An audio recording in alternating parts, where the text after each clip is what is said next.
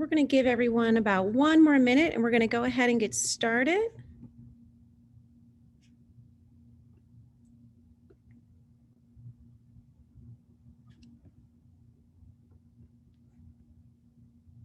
All right, team, let's go.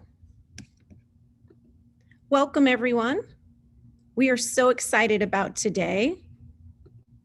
I'm Jacqueline Smalls. I'm the Chief Programs Officer at Code.org, and I'm joining you from Los Angeles. I'm on site at the Global CS Education Conference, and I'd first like to acknowledge the Gabrielle Ino Tongva peoples as the traditional and caretakers of the Tovangar, Los Angeles Basin, Channel Islands. We also acknowledge that Code.org's offices are based on the unceded traditional land of the Coast Salish peoples, specifically in the First People of Seattle. The Duwamish people, original stewards of the land, past and present. We honor with gratitude the land itself and the Duwamish tribe. We know these acknowledgements do not mean much without action and partnership. Through this work, however, to support Indigenous peoples, we hope to build partnerships and actively support the students throughout these Indigenous communities. Welcome to the 2001 Indigenous Communities in K-12 Computer Science Education Virtual Summit.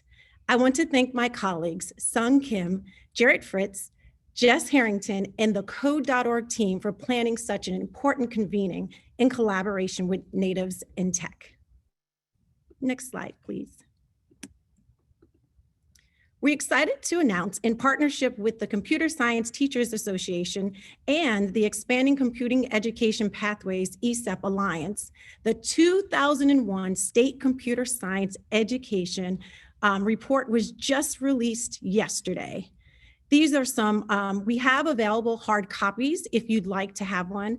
Please email Sung at code.org to acquire our hard copy version. We'd love to make sure that you receive one. And next slide.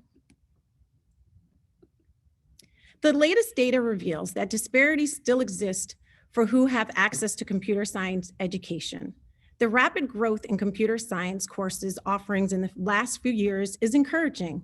But despite the growth, roughly half of all high schools still lack a single course.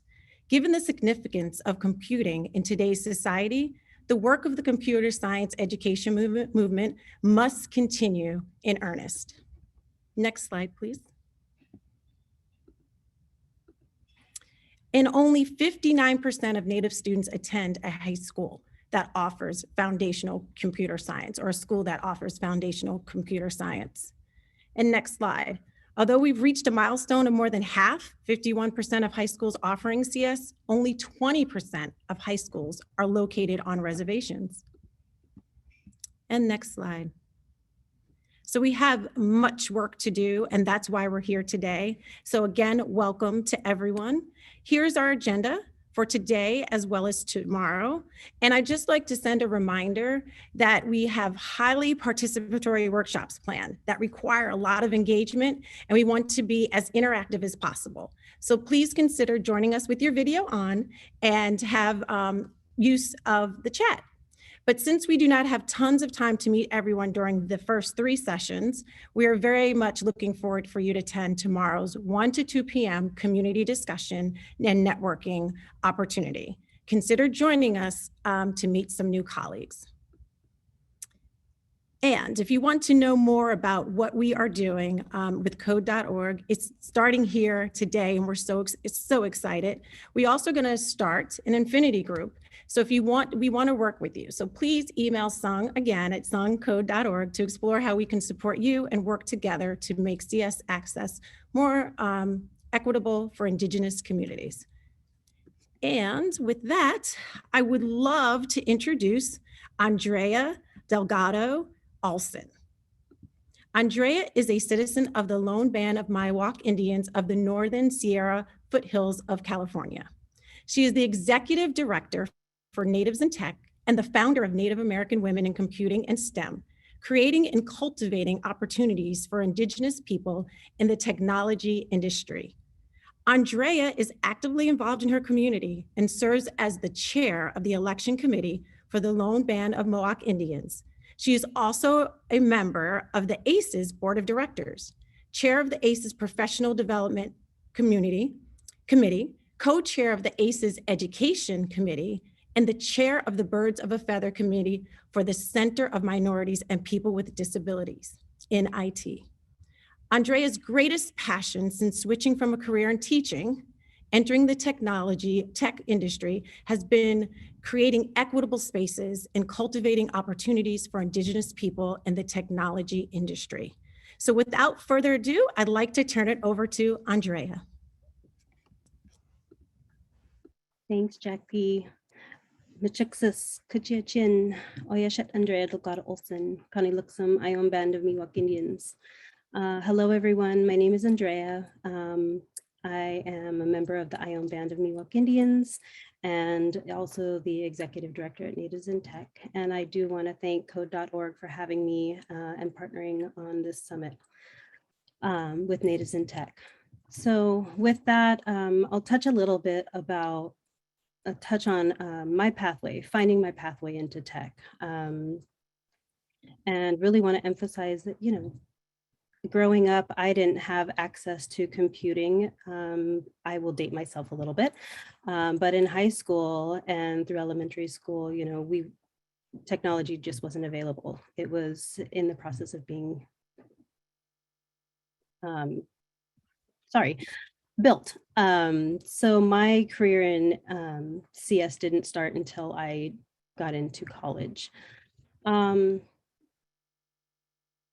And it has been a winding road. So go ahead, next slide. My experience started when I went back to school, university, to get my bachelor's in education. And I wound up taking a computer science class for one of the required courses, and just found a passion for building the technology and all the things that it could potentially do for myself, my tribe, accessibility. The greatest thing that I wanted to accomplish was language preservation, and just saw a door opening for this opportunity to utilize technology to preserve language. Go ahead, next slide. So I've had to navigate this space alone, and I know that there are so many opportunities and pathways into different areas of tech, and it was really important to me to highlight the people who are responsible for where I am today. I wouldn't have found these opportunities if it weren't for these founding mentors. The first four, Dr. Almudena Conrad, Dr. Ellen Spertus, Dr. Susan Wang, Dr. Umit Yalsanup, and Rose Robinson, have really set the stage for me to find my passion in technology and to do the work that really speaks to me. And I think that's important now in early education and creating accessible opportunities for K through 12 CS education, so that it doesn't come later in life where it's harder to navigate these spaces, and they can learn the skills to find mentorship and opportunities to get involved and to build and to grow and thrive. Go ahead, next slide. So when I first got into tech, this was one of my passion projects. You know, I touched a little bit on language endangerment, and what I wanted to do was build language preservation. So Rose Robinson really illuminated a pathway for me and introduced me to some folks where they were looking to create a course for creating multi-screen apps and teaching how to build multi-screen apps for mobile development. And they wanted to use language content. And in the process, I was building a language app for my tribe and for my dialect. And so we collaborated, I collaborated with Google and Udacity to build this course with them, but also to build an app and scale out a language access to teach, because there is only one remaining native fluent language speaker in my tribe. At the time, we had 3. We now only have 1. So we are critically endangered of losing our language. And this is just something that I am really passionate about and hope that I can see other youth and future students of CS Ed learning about and working on to make an impact in their communities. Go ahead, next slide. So with that, now is a time for change. There is just a surgence of work being done. You know, I started out working on my language preservation, but so many other people and Indigenous communities are as well. And this is where we just need more access, more tools, availability, mentors, visibility for our youth and for folks who are interested in getting into tech or just don't even know the opportunities that can come from it. So I am here to be a support and a resource. You know, we talked about my volunteer opportunity, my volunteer experience with these organizations, being at ACES. I'm on the board of directors as well as their my education committee. And I just love spreading the news about their education camps and opportunities for not only the students, but for the educators as well. So with that, go ahead, next slide. I would like to share a little bit about how you can get involved or in contact with Natives in Tech. Our annual conference is starting tomorrow, kicking off with a language workshop. And that is by registration only. You can find all of that information on all of our social media channels. The conference itself, open to the public, will be streaming live on our YouTube channel on the 6th, starting at 10 a.m. Pacific time. And more information can be found on all of these links. And if you just want to get in touch, there's hello@nativesintech.org. So thank you. It has been my pleasure to speak with you about some of the opportunities and my experience. Next slide.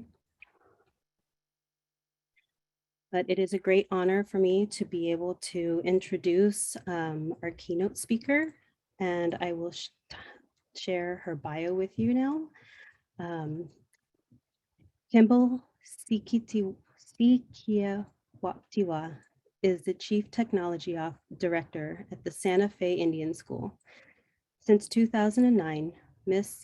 Sekaquaptewa has addressed regional broadband connectivity issues through the construction of middle mile networks by working with tribes to aggregate demand and harness local expertise to build tribally owned networks. Through COVID-19, she assisted tribes to solve their connectivity issues through the construction of wireless residential networks. Currently, she is leading a workforce capacity program for the Pueblo to implement and maintain sustainable networks. In 2018, she worked with 6 tribes in New Mexico to complete construction of 2 60-mile fiber optic networks, bringing high-speed internet to rural, underserved pueblos. In 2019, FCC Chairman Ajit Pai appointed her to the Broadband Deployment Advisory Committee Low Income Working Group. Also in 2019, she received the Women in Technology Award by the New Mexico Technology Council.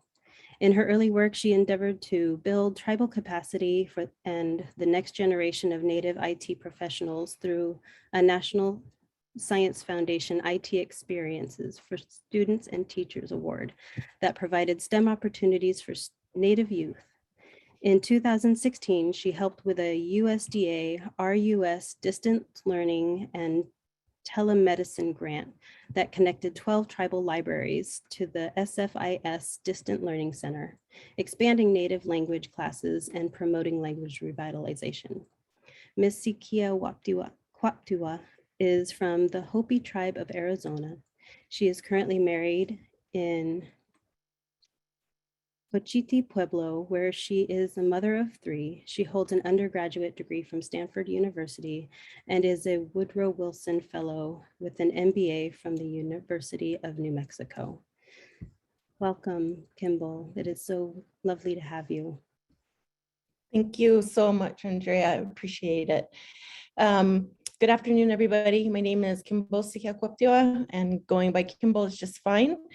I am from the Hopi tribe, and I'm coming today from Cochiti, Pueblo, New Mexico, where, as mentioned, I'm a mother of three, and I've been in this community for about 20 years. And I've also been at the Santa Fe Indian School just about as long.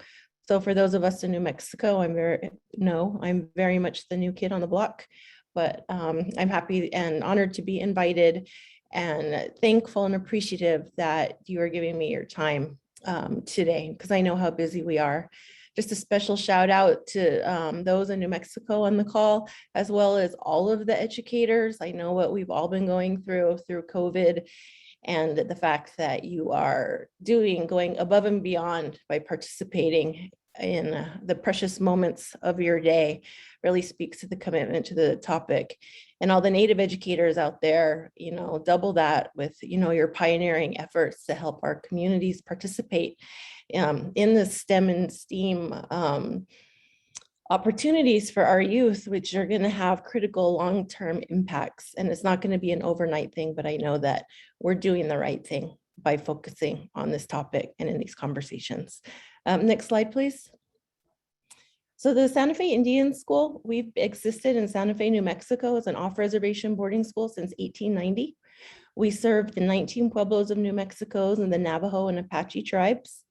We're a high school and a middle school, and we mainly serve Pueblo students, and 2/3 of our students stay with us on campus 5 days a week. We also have 6 bus lines coming in from 3 northern and 3 southern Pueblos.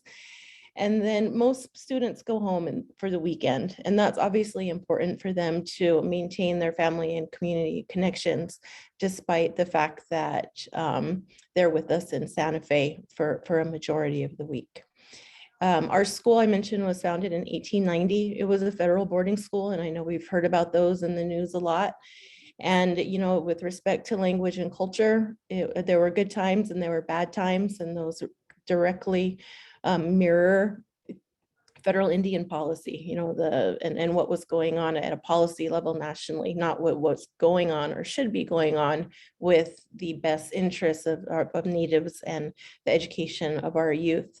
In 1975, I believe, it was there was a law that was enacted, the Self-Determination, Indian Self-Determination and Education Assistance Act, and that enabled schools, Bureau of Indian Education or Bureau of Indian Affairs schools at that time, to contract operations away from the federal government. So what that means for us is that the 19 pueblos, who were one of the first to contract under that federal law, our leaders, our governors came together and were very intentional that they wanted to regain control over the future of Pueblo people by taking control over the education of the youth. So at that time, our school went under tribal control, and we became able to create the culturally responsive curriculum, to look into our community for that expertise and to bring that into the classroom, and to prioritize the topics that would create opportunities for our students and professional abilities that they could bring back into community to increase the community well-being. So there wasn't a lot of technology back then, obviously, but there's always been a high degree of priority on language. And as we just heard with others, with Andrea and her example, she's not alone. Native languages internationally, globally, are not in a very healthy state. And we can talk about that at another time. But in New Mexico, there's a lot of at-risk and endangered languages. And when we as a school hear from our tribal leadership, they tell us that that is their top priority. It's not always been that they wanted a school to solve that or to address the issue, it's always better to speak at home, in family, in community. But in the times we're in, that's not always possible. Some tribes feel more comfortable using technology than others. But again, it's a tool that we have in our toolkit that if we harness, we can use it to really solve some of our own community priorities, such as language revitalization. One of the challenges that we have in the Pueblo languages is that they're not written down, they're only oral. So when we're developing, you know, you can't read and write in the book, how can you facilitate the instruction? Well, you can facilitate instruction great, you know, like we're doing right now on the screen. So it's like, what are the new opportunities we have when we think of technology in this space for real-time instruction? And we know our students want it. You can see from a student survey back in about 2015 that the overwhelming number of students want to speak their languages. Next slide, please. So the possibilities. So this was taking those native language classes that had been happening in Pueblo in the summertime, more into a school setting. And this is a recent trend in New Mexico, and recent being, well, I don't know about you guys, but my sense of time has been all messed up during COVID, but at least in the last couple decade or so, you know, more of an acceptability to teach it in the schools. But teaching in community is different from teaching in schools. The pedagogy is different and it needs to be developed. So you have this effort to develop the curriculum. So when we introduced technology into that conversation, the two biggest possibilities for me was with multimedia and then with video conferencing. So we have these black and white drawings of oral tradition that I know my kids used as they were learning their languages in the summer. And they're fine, you know, they're great. And they would come back every summer and get a little bit more. By the time you get to the senior, you know, high school, there's been like a cycling of some of that content, and the student engagement isn't as strong as with the younger students. So that's kind of something that I think we wanted to address. And so I was thinking, I was like, okay, well, what if we animate those black and white drawings? Why don't we tell the story and have them play the video? That's going to do two things, because the older students who are kind of a little bit wearing, you know, tired of the repetitive content, they can get engaged with the tech skills of creating the animations and increase their speaking and hearing of the language through that process. And then the younger kids, they inherit the content and they use that in their SpongeBob time, where they're strengthening their language skills. And then they're going to bring more language when they're older students and they're creating the content. So what I would like to believe is that we're going to see this spiral of language and digital literacy and media go together. So that was my long-term vision, you know, at that time. And then, you know, the use of video conferencing, no brainer. You know, if we can't write our language, we can talk back to home community right here using Zoom. I mean, it wasn't such a obvious solution, you know, when we had the great idea, but it's clearly something that could be very powerful, not just to connect to a teacher or for a school. You know, when the Zuni teacher calls in sick and you're in Santa Fe, you can't easily find a replacement, and then the students might watch a video during that classroom, right? Well, let's keep that instruction going by having that resource or that teacher available back in Zuni, or tribal leadership, or a parent or an artist that can show, you know, the forming of, you know, something that they're making. So bridging back to community through video conferencing is an amazing opportunity that we have in the native language instruction. Next slide, please. So this is the only problem. Our communities are too slow. They didn't have internet. We couldn't actually talk to them.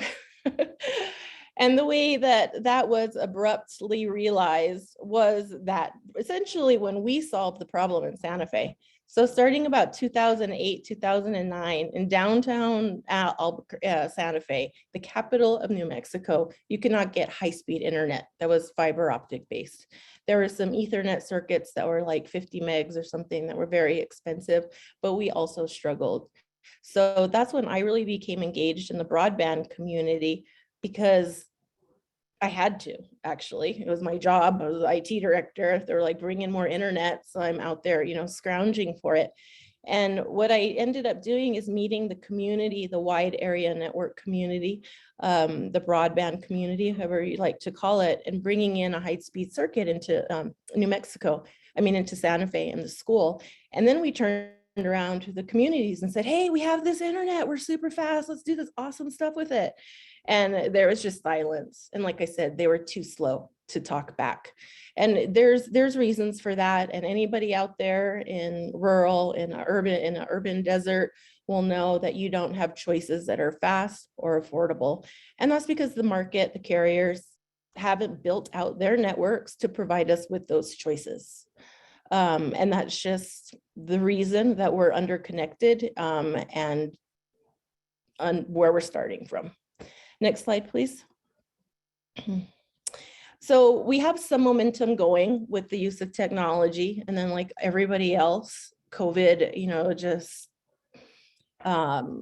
just eradicates any previous memory. All we're doing now is COVID. We're going into remote learning. I think we went into remote learning on March, maybe 20th of 2020.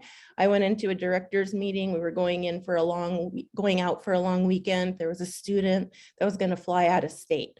And we're like, should we allow that student back in to school? That's kind of a high risk situation with the transmission of the virus. And an hour later, we closed school indefinitely. So we packed them up. We found all the Chromebooks that we had in stock and sent them home for what we would then realize was the rest of the school year. Like many schools, we needed to assess, their level of connectivity. And so we conducted a survey, and that was really very informative to not just get us through COVID, but really tell us where we were in Indian country and what options we had to connect our students in home. So rural Indian lands are the least connected in the country. That's just a known fact. The FCC reports that, year after year. They say there's improvements, and there are, but probably not quite to the amount that are reported right now because of certain data and reporting issues. But as I mentioned, we serve tribes statewide. So when we sent our kids home, we sent them to 22 rural tribal lands. So therefore, they have to be some of the least connected places in America. And solving for each one was unique. They don't all have the same solution because they don't have the same options. They don't have the same geography, the same mountains and valleys and mesas that we got to work around. So that was our focus going into COVID. We had to get obviously very creative. What we found out though in this survey, and note to self, if you're gonna administer an internet survey on lack of connectivity, do not do it over the internet. We called everybody. We paid our staff to find each and every Santa Fe Indian school family to find out what their internet's connectivity status was. And what we found was that 89% of them did not have adequate internet that met the FCC's performance benchmark of 25 megabits down and 3 megabits up to facilitate this video conferencing experience we have now adequately. That meant that, and only 23% of our staff did, right? Nonetheless, we know that our students persevere, and they will find the internet when they want the internet. And we found that pre-COVID, how they were doing that was prepaid phone plans. When a family had disposable income, you could go and buy, a number of them at Best Buy or Walmart. And then they would have the internet for, 1 to 3 months, and then their phone number would change too, which is frustrating. And then it would go away. It's very expensive, very data caps, but it's very common. And that's not a surprise. I'm sure many people on the phone. 27% of them were using public Wi-Fi. That means they were going to town, McDonald's, Starbucks. 21% were using their tribal libraries. These are critical facilities in our communities. And when the homes didn't have internet, and when those homes didn't even really have computers, the students were going to the libraries after school, or they would go to relatives' homes or work. So that was fine, or that was, again, the way it was, and we were getting by. So on the other hand, enter COVID again, and we know that only 11% of our students can connect. We were already the least connected in the United States. We need the internet more than ever. And all those internet lifelines were just cut off, because what our tribal leadership did and what they needed to do, and what I thank them every day for doing, is constructing checkpoints, which prevented people from entering and leaving the Pueblo nations, and really most of the tribal nations, through COVID. But what that meant is they couldn't go to the tribal library; those closed. Many left the parking lot Wi-Fi on, which was great, but then there were social gathering rules that maybe prevented them from actually going to the parking lot. They could no longer leave the Pueblo to go to McDonald's or Starbucks.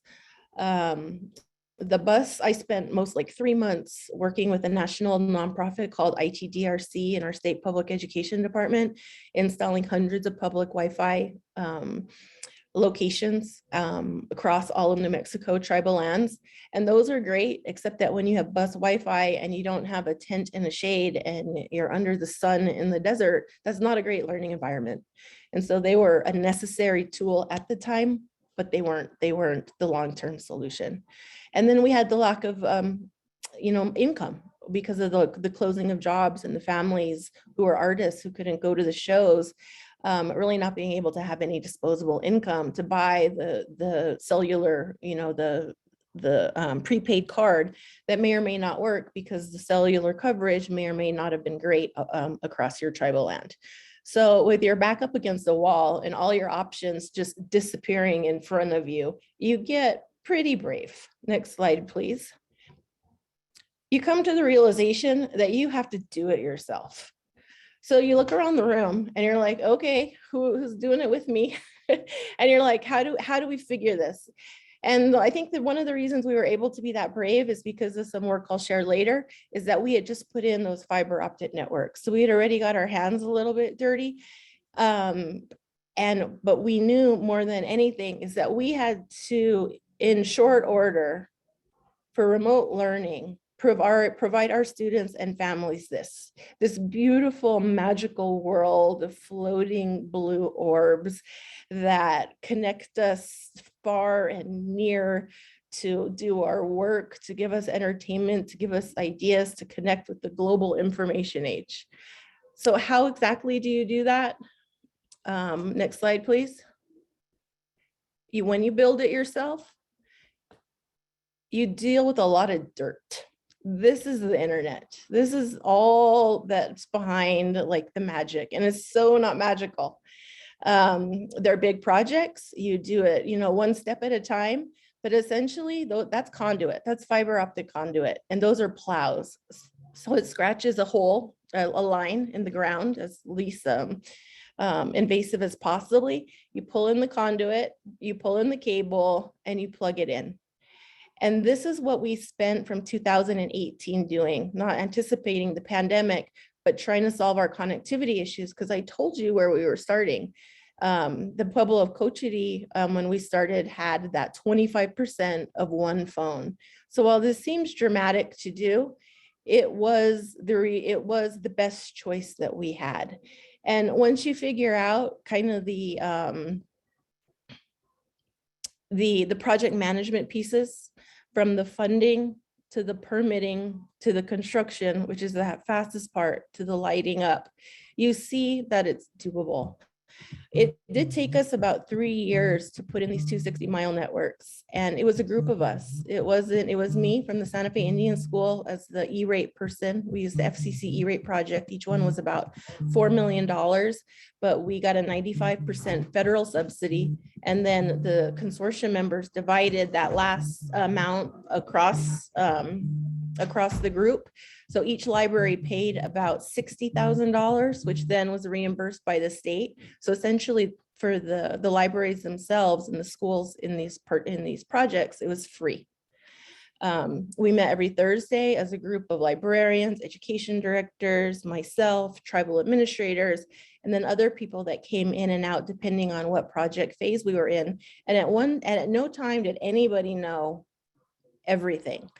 There would be times where we were at a part where none of us had that experience, and we just went and found it. Or when it was time to do a permitting and somebody's like, okay, I know how to do that through, my job. And so we pieced it together from a collective.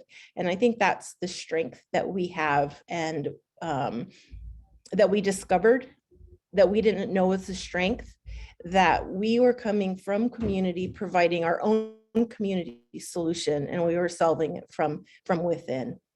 By the way, when we were meeting at all those libraries every Thursday for those 3 years, they were sleepy. We'd have the whole place to ourselves. They're small one-room libraries anyway.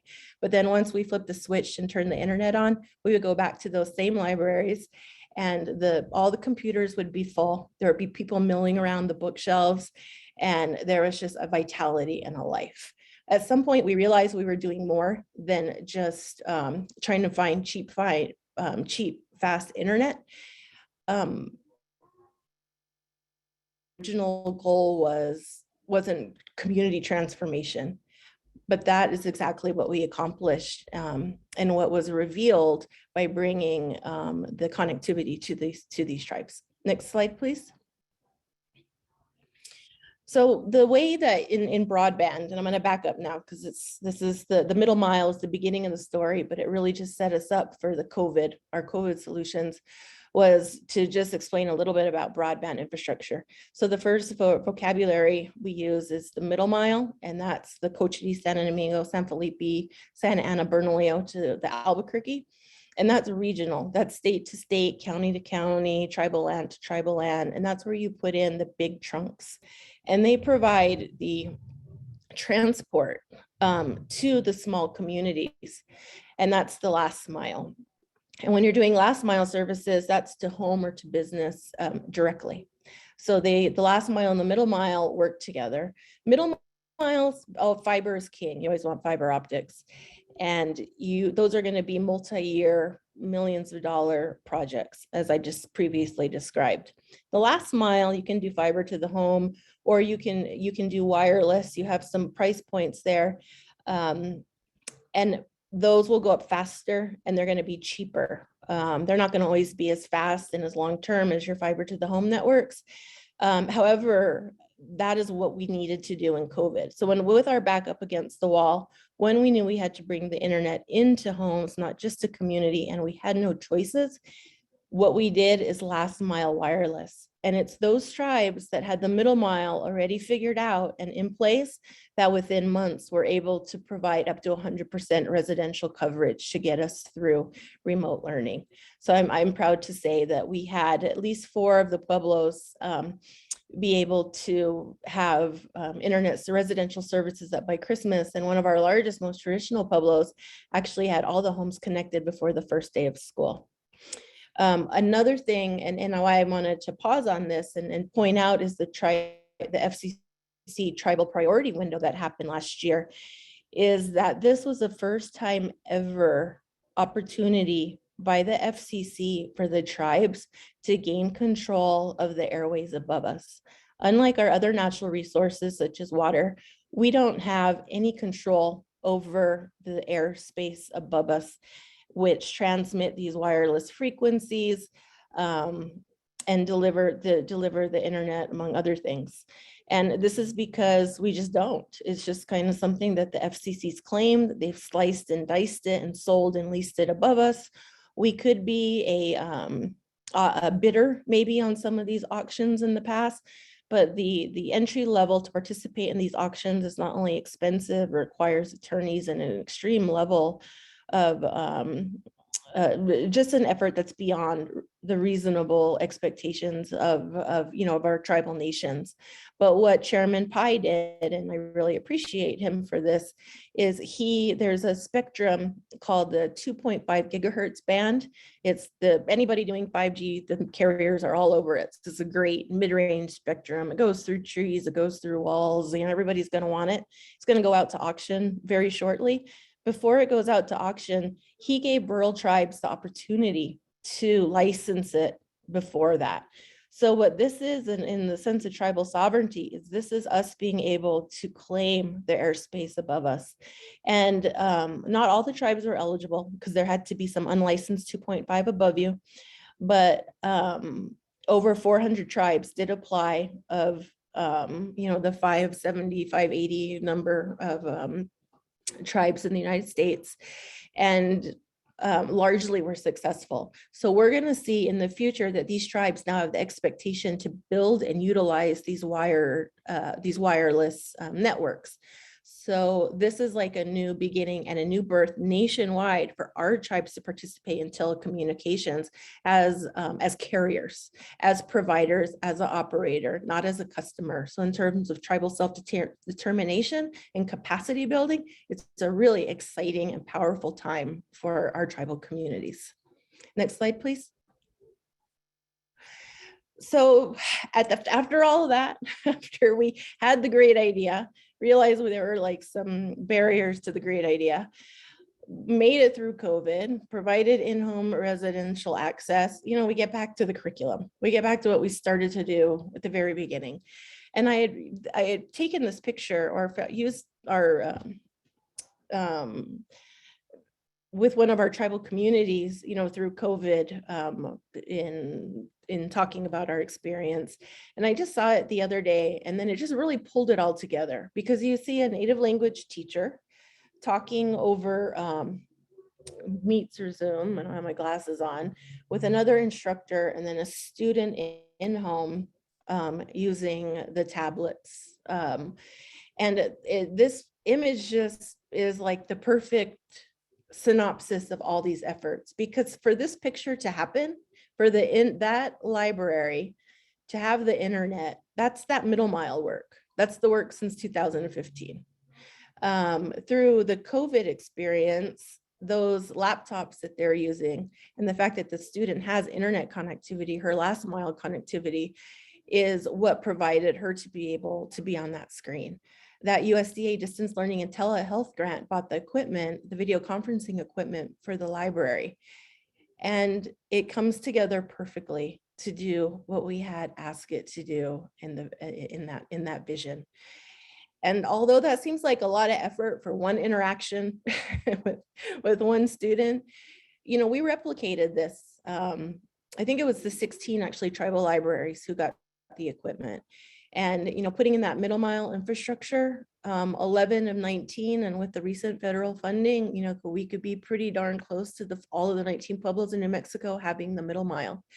I didn't focus it on the other slide, but at least 11 of the pueblos, and now more, again, with all the federal funding and planning coming in, are delivering wireless or fiber to the home solutions. So we have the infrastructure in place increasingly. There's always, work to be done, but a lion's share, significant progress is made to have a systematic statewide tribal solution. Next slide. And what that is going to do, so we have this connectivity, and equally as important as that is we're connected to each other. We're connected as tribes, and we're connected as educational stakeholders, whether we're libraries, whether we're public schools, BIE schools, charter schools, Head Starts, or higher ed. And what we can do with that in education is something that Indian education has never participated in before. And that is connecting us to higher education in new ways that, for instance, when I designed these networks, these middle mile networks, we connected to Albuquerque, and our network facility is in a room in a carrier hotel with all the other carriers of carriers, in what's called the Albuquerque Gigapop. That's a higher ed regional network that connects all of the New Mexico universities and colleges together. So now we have a tribal library in Coche de Pueblo, and we're connected not just to UNM, the University of New Mexico, we're connected to every university in New Mexico. Think about the potential for distance learning and dual enrollment there. The Albuquerque Gigapop is a research and education network nationally. Is connected with Internet2. So now have access to advanced research opportunities in high performance computing, big data, things that we've never done from our home communities, and that now we have to figure out how to leverage. I know it's cool. I just don't know what to do with it yet. I don't know how to drive it yet. And that's what I'm hoping you will tell me, quite honestly. but we're here. It's a new paradigm, and we're putting in the infrastructure that not just this generation, the next generation are going to leverage. And and maybe you guys, someone out there knows that I saw some sort of statistics the other day that was saying that 60% of the generation that we're in, their jobs, their future jobs, haven't even been defined yet. But it's going to be technology rich. It's going to be utilizing this infrastructure. And now our tribes and our students have the opportunity to participate in those in that space, just like the peers that are in town that are connected. So it's an equalizer, and I'm really excited that we've done as much as we can, although there's still much more to be done. I invite you all into this space and conversation to join in, because while we're working on the infrastructure and making grounds, it's just the thing. Now we need the programmatic pieces. We need the people side to use the tool for the better to meet all those community goals. So again, I thank you for your time today and for the invitation. And I hope this just is the beginning of a long conversation, and that we can get to those next steps and those awesome people and smiley faces and healthy community vision that I think we all have if we're here today. So thank you.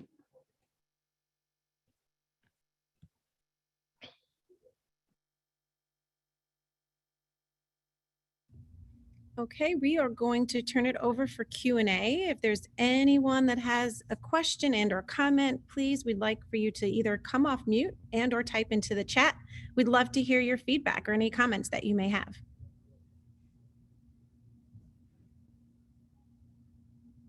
Kimball, thank you. Thank you. While we're waiting on folks here, just had a couple of questions. We only have a couple minutes for questions, so if you do want to ask Kimball anything, make sure to share. But one question, of all the lessons learned in your experience developing broadband and being able to make that connection happen, what is like your top lesson learned that you want to make sure that the folks here kind of know about or can walk away with? You can't do it yourself. There's just no way. No one school, no one entity can really provide the full solution and to work together. Like we all sit, like, I don't know, in the tribal lands or in any of your communities, if you're experiencing it, next to your neighbor who's suffering, or next to your the health clinic next door, and everybody's trying to solve it themselves. So they're having the same problem and they're just not talking about it. So just creating that communication vehicle, because people also have access to different resources. And so some of them might be the last mile, some of it might be middle mile, some of it might have end user pieces, but altogether it'll start chipping away. Because there's the infrastructure piece, and then there's, for institutions, I talked about the programming, but affordability is a huge piece of the puzzle, because you can put in the most expensive, beautiful thing in the world, but if people can't afford it, then it's for naught. So just as a side note, that you have to, there are federal programs right now. There are a lot of short-term band-aids out there, but I think when we set, also in this space with tribes participating in in telecommunications, we can set those price points. So we know it's affordable to our tribal members. And then we can also sell to our neighboring communities where we need to make some return on investment and some network sustainability, some income. But we can first serve our community needs as just a human rights, right? A priority. Mhm. Kimball, is there anything that you would have done differently based on those lessons learned? Like thinking back, hindsight is always 2020. Is there anything that you would have done differently? That's a good one. Staffing, I think I would have got myself some more help. I raised my hand and said, this is a little bit big of a lift for our core group. But where one place then that gets overlooked, well, two. I think that with being short-staffed, if we had shared our successes more, I think we could have I think other communities could have more quickly and more. And the second piece is advocacy. Oh my gosh. The federal advocacy is just so important. It's when the FCC opens an order in a comment period, send the letter, or send the letter to your congressional delegation, because there are advocates out there. And if they hear your example, your real life example, because that's what they're starved for, right? They can write legislation, but they need to hear it from the firsthand experience to carry those stories forward with them to make the case for the dollars for you. So I think upping the advocacy and upping some of the information sharing would have mobilized kind of the effort in a little bit stronger and faster. Thank you so much for the journey, the story that you shared. It was inspiring. I think so many of us are saying absolutely wow of all that you've accomplished. If you look in the chat, you will see that we are just truly amazed and inspired. Andrea, thank you for joining us and partnering with us to make sure that this conversation is happening. And Kimball, again, thank you for your inspiring stories. Hopefully this is not the last time that we have conversations like this, and we'd love to continue to partner.